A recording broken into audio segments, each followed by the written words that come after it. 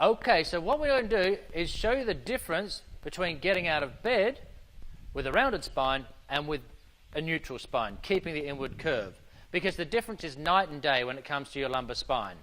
All right, so instead of rounding the lower back and getting up like you probably do, what we're going to do now is keep that inward curve, get your legs spread wide apart for a firm base, a strong base of support, and then get up like that. All right, so I'm going to show you again. So getting in and out of bed, you're going to do the same thing. You're going to keep that arch.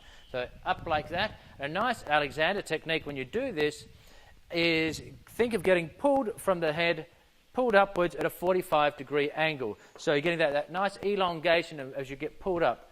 So for side-on look at this is when you get out, you kept this here, we're hinging at the hips, and that's, I'm going to get into that in a minute. Okay, so what we're going to do is come up, getting pulled up as you come up like that. And you can see there's no movement taking place here. Now, we'll get onto it now with getting in and out of chairs using our hips, hinging at the hips. Let's have a look at getting in and out of chairs.